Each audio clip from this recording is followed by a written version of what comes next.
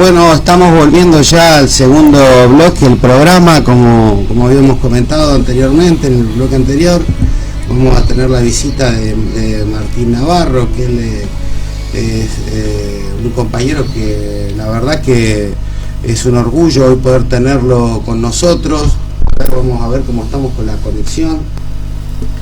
Bueno, se conecta. Martín, ¿cómo estás? Mucho gusto, Damián Cerquetela. Un gusto. Buenas, Noelia Allende, un gusto. Buen día, Martín, Damián Juárez, un placer tenerte en el aire. Nos invaden los Damianes. Ojalá que traiga una linda nota que pueda expresar Sí. las ideas que estamos laburando y lo que venimos transitando en los últimos tiempos. Perfecto, Martín. Escuchame, Martín, bueno, inicialmente la idea sería que nosotros te hagamos unas consultas, unas preguntas, pero también que vos nos puedas hablar un poco de las economías populares, de todo lo que se viene y la verdad que eso va a ser muy interesante, porque de hecho hay mucha gente que está esperando, quiere saber qué es lo que les depara, qué es lo que viene después de la pandemia, cómo vamos a trabajar, cómo vamos a seguir, y también un poquito que nos comentes vos el trabajo que vos tenés y que estás llevando adelante para aquel que no te conoce, ¿verdad? Perfecto. Bueno, mira, en primera instancia lo que podría decirte es que en los últimos tiempos Argentina ha transitado un proceso muy interesante, dos procesos podríamos decir, uno que se nutrió alrededor de la economía popular, que se dio de esos trabajadores que están por fuera de los que se denominarían trabajos tradicionales, como puede ser el empleo en una pyme o alguien que esté desarrollando algunas características que tengan que ver ya en el proceso industrial o en los procesos tradicionales, digamos, dentro de una cadena de valor muy puntual, sino que son otras características con otras velocidades que se asemejan más que quiera a las economías regionales, vinculadas a la agricultura familiar, a las artesanías, a los trabajos que tienen que ver más con lo autogestivo, con lo asociativo, cooperativismo. Y todo eso se fue nucleando alrededor de organizaciones que yo siempre digo, ¿no? Más allá de que uno le pueda gustar más o menos el peronismo, o incluso el primer radicalismo de Irigoyen, donde hubo un gran transitar de los trabajadores hacia la organización. Entonces, a partir de ese marco organizativo surge fuerza para diseñar políticas, para poder entablar relaciones de poder con los estados, y ahí nació la CETEP y la UTEP, donde son la UTEP es la Unión de Trabajadores de la Economía Popular, donde no solamente hacen planteos reivindicativos sobre cuál es el rol que tiene que tener la economía popular, sino que también entendieron que tienen que ser parte de la solución. Le dijeron a Alberto, ni bien se creó la UTEP, que ellos tenían como objetivo transformar a los planes sociales en trabajo. La mayoría ya trabajan, digamos, que es algo que también yo discutía con Daniel Arroyo en algún momento, que no hay que crear puestos de trabajo, los trabajos ya existen, hay que regularizarlos. De alguna manera, sí, regularizarlos, Claro. reconocer los saberes, porque acá muchas veces aparecen incluso compañeros que dicen, bueno, hay que reconvertir o hay que hacer esto, sí, pero bueno, en primera instancia yo creo que hay que hacer un buen mapa de qué tenemos en Argentina, que es muy rico, muy vasto, y reconocer ese saber, darle el valor que necesitan. Muchas veces esos trabajos están desvalorizados, como también se desvaloriza el trabajo de muchas pymes a lo largo de la Argentina, y ahí yo vengo diciendo y vengo repitiendo en los últimos tiempos que uno de los factores principales para adelante, lo hablo mucho con Leo Vilanzi, lo hablo mucho también con muchos funcionarios, que nosotros tenemos que lograr que haya una unión, que haya un bloque económico entre la economía popular y las pymes. Me parece Claro que sí. este bloque económico tiene que ser poderoso para ser un actor dentro de las decisiones de la economía argentina para los próximos años. Y creo que es una de las cuestiones que tenemos que transitar, porque bueno, vamos hacia un mundo muy complejo, muy difícil, esto que vos decías de la pospandemia, y el tránsito por la pandemia que estamos llevando hoy adelante es complicado. ¿Por qué? Porque vivimos en un mundo que todavía se especula, que todavía ante un salvataje primero se piensa cuánto hay que emitir, cuánto dinero, de dónde va a salir el dinero, cómo se va a repagar, y se sigue dejando de lado que acá hay empresas, hay pymes, hay trabajadores que están con mucha incertidumbre, que están desolados, y que estas cuentas deberían hacerse después.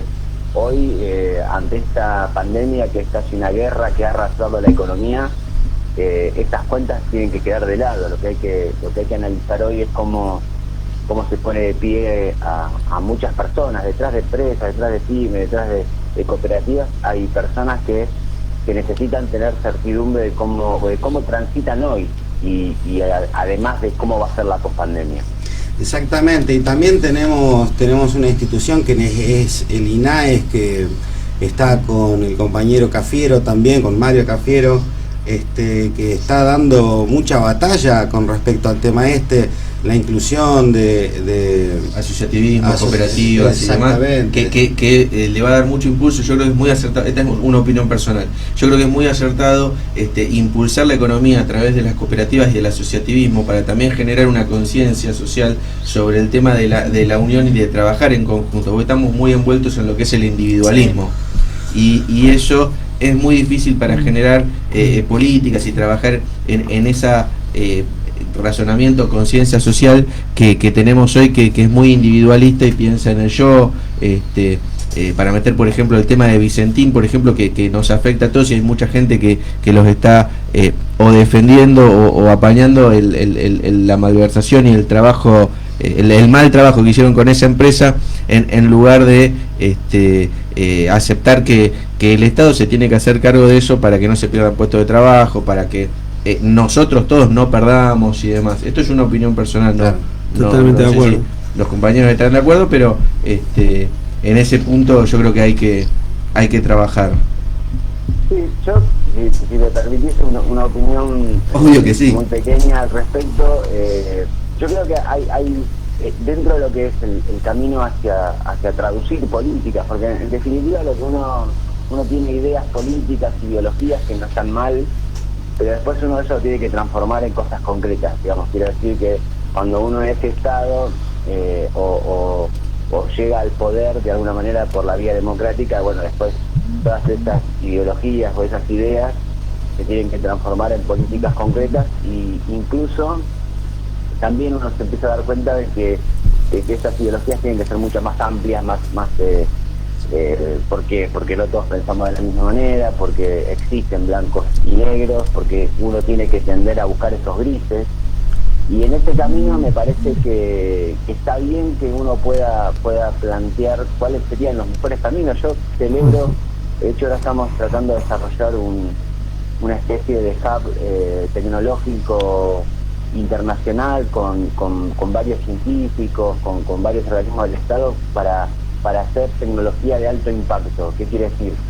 Que nosotros podamos desarrollar satélites, que ya algunas cosas ya se están haciendo, nanosatélites, autos eléctricos, pero con mucha más independencia de la cual se transita hoy. Ahora, eso es una decisión que nosotros queremos buscarla en términos de un modelo de cooperación y de que el conocimiento se democratice. Ahí estamos hablando de innovación, ¿no es cierto? De innovación, claro. Tranquilamente esto lo podría haber pensado, o podríamos habernos juntado estas personas que estamos desarrollando esta idea y haber creado una empresa y habernos hecho multimillonarios, y está bien, y hubiera sido lógico y hubiera aparecido tal vez otro Mercado Libre o un Global. Ahora, eso puede ser un camino. Otro camino es cómo uno comparte ese conocimiento y desarrolla infraestructura para que se puedan desarrollar otras economías. Bueno, pero en este camino uno tiene que impulsar y mostrar resultados. Si uno muestra que la forma del trabajo de cooperación, cooperativista o vinculado a las pymes, digo, esto también las pymes tienen un gran trabajo dentro de la cadena de valor, que a veces tienen un modelo asociativo que se van juntando piezas. Digo, hay un desarrollo, sobre todo en las economías más pequeñas, donde es tan importante el trabajo que hace el anterior a vos, y que vos continuás y que después termina en otro proceso que termina por desarrollar el producto, y todos en esta cadena de valor son importantes y hay un trabajo asociativo, pero eso tenemos que mostrar resultados y correcto, sí. Esa política no se puede imponer. Lo mismo que pasó con Vicentín. Con Vicentín había 3 escenarios para recorrer. Primero, que hubo una empresa que malversó dinero y que hay que analizar judicialmente si fue fraudulento, si fue corrupción, digamos, cuáles fueron todos los procesos que sucedió. Ese es un camino que tiene que transitar la justicia. El otro camino es que vos tenés una empresa que es importantísima porque se desarrolla en un ámbito que es central, que es el tema de los cereales y otros derivados de una empresa que compite a nivel mundial y que, bueno, esa empresa no puede quedar en manos de un extranjero, con lo cual el Estado tiene que accionar primero para salvar como decían ustedes, al personal de trabajo. Debería haber sido un proceso más transparente, más claro, menos a mí me da la sensación de que ahí fuimos un tanto desprolijos. No quiere decir que la desprolijidad haya sido en algo raro, sino que me parece que no se comunicó bien, que mezcló la soberanía alimentaria con el cuidado de los trabajadores, con el tema de la corrupción. Entonces, cuando vos metés todo en una misma bolsa, me parece que se empioja, y ahí aquellos que no querían que pase nada se agarran de eso para paralizar el tema. Igualmente, yo celebro que Alberto, en ese sentido, cuando el conflicto escala, él trata de desarmarlo. Creo que lo va a desarmar, y creo que en el corto o en el mediano plazo Vicentín se va a solucionar de la mejor manera de los productores, los trabajadores, y que va a quedar algo razonablemente mucho mejor a lo que estaba, ¿no? Martín, ¿qué tal? Damián Juárez te habla. Mira, yo voy a retrotraerme a la conversación anterior un poquito. La verdad tenía pensado hacerte una pregunta, pero bueno, la conversación nos va llevando también a otros lugares y te quería preguntar.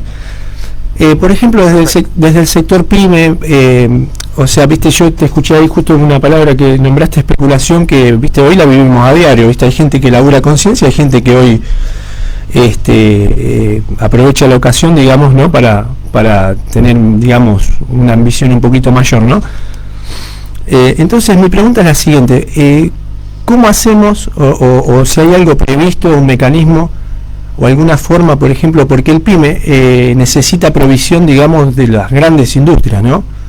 Entonces a veces pasa que esas grandes industrias manejan el mercado a precio que ellos quieren, digamos, ¿viste? A mí me pasa, por ejemplo, en mi sector, que estoy vinculado a la construcción, y lo veo no solo en proveedores que tengo, sino que son grandes, pero necesitan provisión de otro más grande. ¿Y qué pasa? Y le manejan, digamos, el tema costos, y el tema costos, cuando, viste, detrás de esa especulación hay una baja en el consumo, porque ¿qué pasa? El personal, la gente que trabaja, que vive cotidianamente la vida, es plata que se le quita del bolsillo de más y a veces no llega para consumir, ¿no? O sea, yo lo veo desde esa perspectiva. Digo, ¿cómo hacemos? Porque a veces el PYME no es el que genera, digamos, un aumento en la sociedad, sino que se ve en la obligación de hacerlo, ¿no? ¿Se escucha bien? ¿Sí?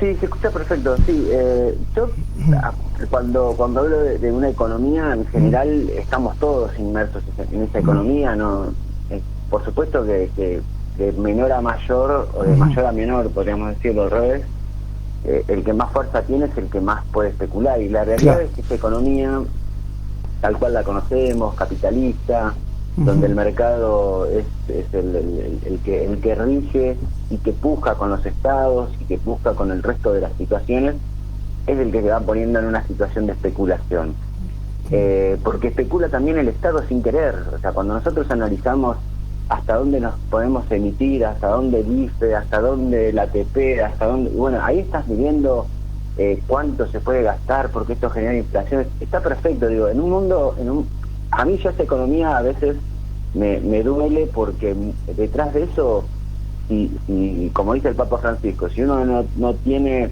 como primer condición a la persona, al hombre y a la mujer de a pie que trabaja, que desarrolla un proyecto, y a la casa común, que es la tierra, para no contaminarla, para no dañarla, deberíamos repensar varios proyectos. Y la verdad es que muchas de las políticas que se transitan en el mundo, en esta lógica de mercado, la especulación es un valor centralísimo. Entonces, todo ese tipo de cosas nos rozan de una manera u otra indirectamente, porque uno se preserva en esa especulación. Ahora, es algo que deberíamos revisar. Me parece que estamos en una situación donde la pandemia nos permite analizar que ese tipo de comportamientos de las economías, en general, de los procesos que se dan, son nocivos, porque detrás de eso hay miles de pymes que cierran, o trabajadores que no llegan a poder consumir lo que requieren, o se desvaloriza su salario porque alguien especula comprando dólares, y entonces toda la economía se torna en un lugar donde nos lleva a mayor concentración de la economía. Entonces, digo, esto hago como una especie, esa crítica no era alguien específico. Por supuesto que si uno analiza hoy, y uno analiza, siempre lo hablo también esto con Leo, con Bilansky, que decimos, che, bueno, ¿cuál es el rol de los bancos? Si los bancos hoy no te prestan, le prestan al que no necesita, especulan con las tasas de interés. Además, en este momento donde vos decís, bueno, está bien, vos me das un crédito, pero yo no sé si te lo voy a poder devolver, porque es una empresa que está cerrada, que está parada, que no está generando, por más que vos le des un salvataje a través de un crédito, es muy factible que después eso no lo pueda devolver porque no tiene ingresos. Claro, eso es lo que yo también decía. Hay que hacer un análisis un poco más amplio y de una manera me parece que a veces nos cuesta asumir las realidades. Y las realidades quiere decir que hoy la economía en general, no en Argentina, en el mundo, uno hace un análisis de todas las caídas de los PBI del mundo, es catastrófico.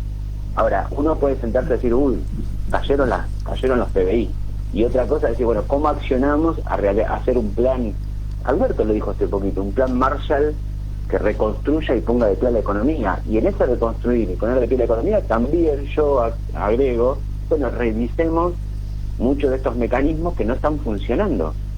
Porque la realidad es que antes de la pandemia teníamos 1.300 millones de trabajadores precarizados. Entonces, y 1.300 millones de pobres.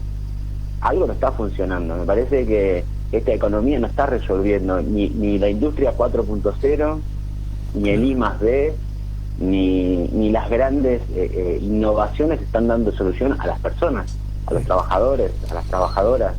Tal cual. Entonces me parece que es un momento para repensar política. Es poner el hombre y la mujer en primer lugar, ¿no? Ante todo. Y bueno, totalmente de acuerdo. Francisco, no estoy diciendo nada revolucionario. No, pero es algo que a veces se olvida, ¿no? Sí.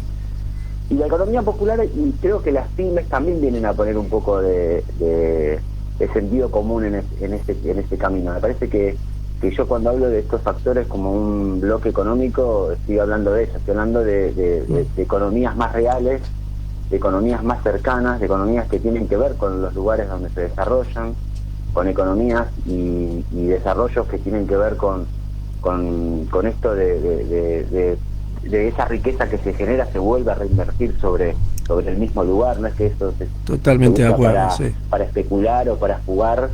Y me parece que es muy importante.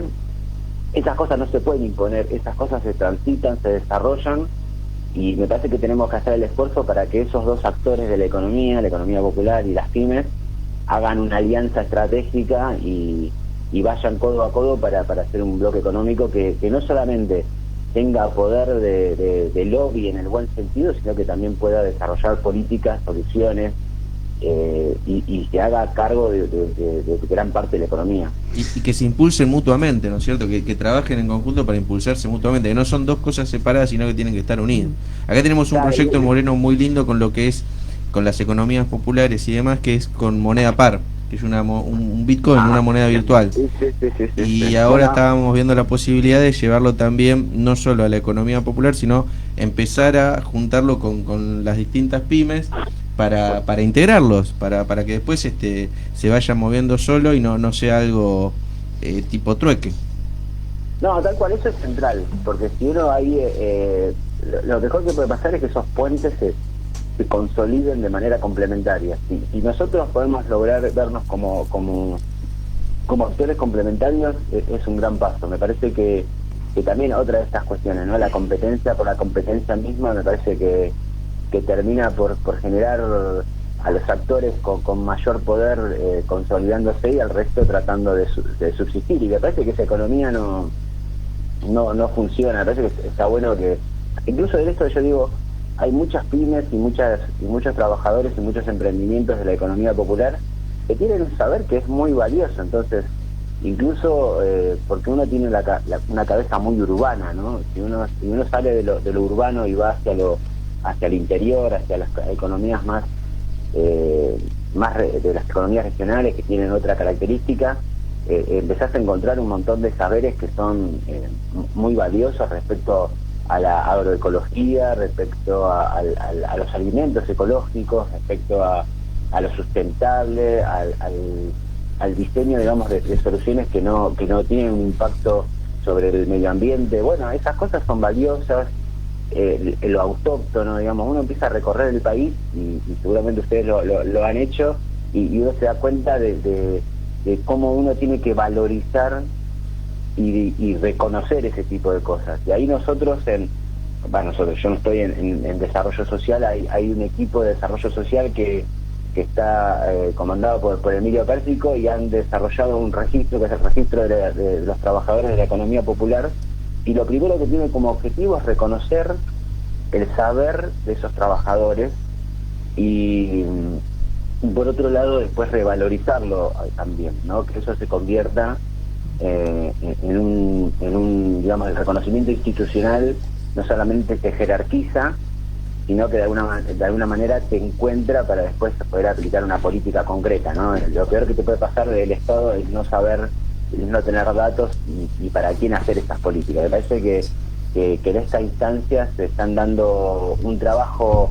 que muchas veces no es tan marketinero, porque decir, bueno, estoy haciendo un registro, estoy capacitando, estoy articulando, y todas esas políticas muchas veces tienen resultados unos años después, no son resultados inmediatos como puede ser, bueno, acabo de exportar a China tanto, o se abrió tal planta. Me parece que hay muchas políticas estructurales que se están dando hoy que no son tan publicitadas y que en el futuro van a tener un peso importante. Y yo creo, y vuelvo a insistir en y estoy trabajando para eso, para que entre este registro y las CEPYME tengan un común denominador que es el trabajo, ¿no?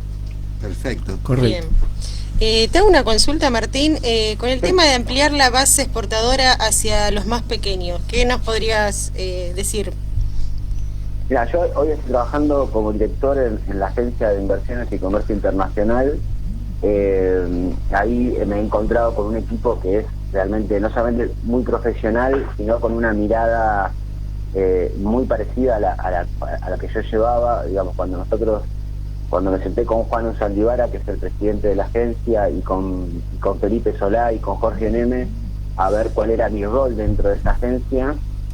Lo primero que encontré es, bueno, Martín, vos tenés acá un espacio para poder desarrollar instrumentos que nos permitan a nosotros, esto que yo venía diciendo, de cómo no solamente la economía popular, sino las muy pequeñas empresas, porque uno cuando analiza las pymes tienen un gran segmento, digamos, de empresas, las medianas que a veces se parecen más a las grandes, y las muy pequeñas que a veces se parecen a la economía popular, y en ese un degradé. Y ahí tenés un gran porcentaje de pymes y de economía popular que tienen potencial exportador, que no es fácil ampliar esa base, esto que yo decía, nosotros estamos generando instrumentos de asistencia técnica. Esto quiere decir de formar profesionales que sepan de la internacionalización de productos, porque no todo el mundo está preparado para eso, y que esas capacidades queden en las provincias, digamos. El trabajo que está haciendo la agencia es con cada agencia de comercio internacional de cada provincia, con la cordobesa, con la tucumana, con la mendocina, con la de Tierra del Fuego, con todas, y que esta asistencia técnica forme profesionales para poder formular proyectos de comercio internacional, para poder formular proyectos de inversión, para poder hacer análisis sobre proyectos de inversión, para poder accionar en distintas cadenas de valor.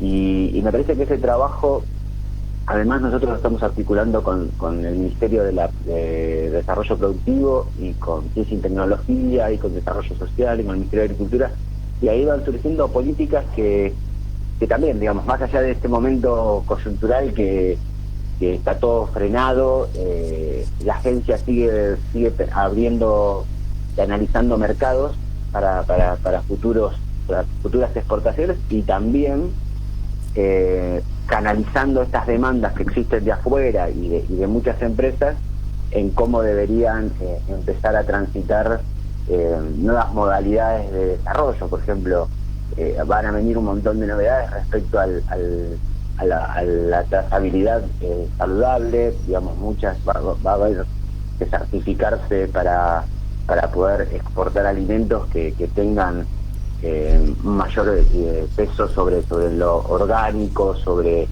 un montón de valores que el mundo va a cambiar. Yo creo que en ese sentido el mundo va a cambiar y van a empezar a aplicarse muchas normativas que ya tenemos que ir pensando para que nuestras empresas, nuestros trabajadores que puedan llegar a exportar se adapten.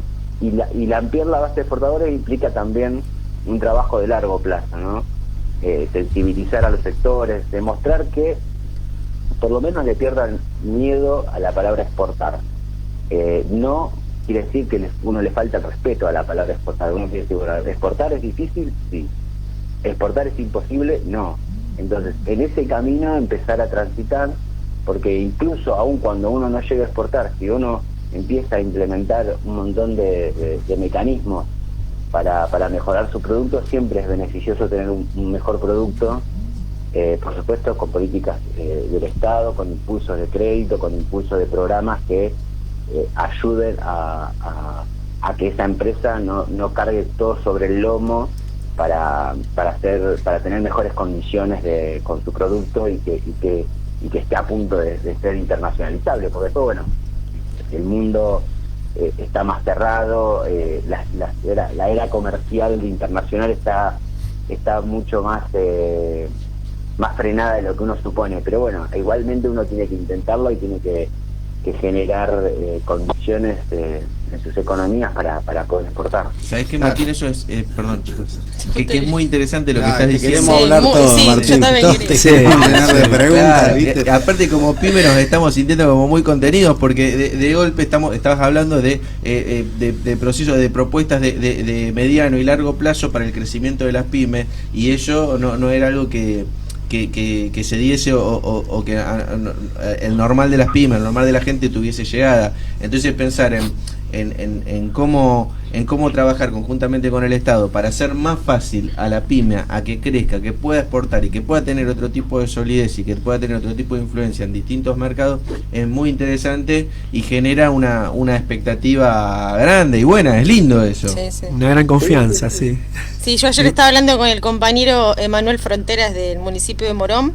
Él está en la parte, sí, de la dirección de comercio, y me estaba explicando. Sí, me comentó y ojalá podamos salir al aire también con él, que tiene un montón de cosas para comentarnos. Y me estaba comentando este tema de sentarse todos los días con las pymes, y darles la posibilidad de lo que estás comentando ahora.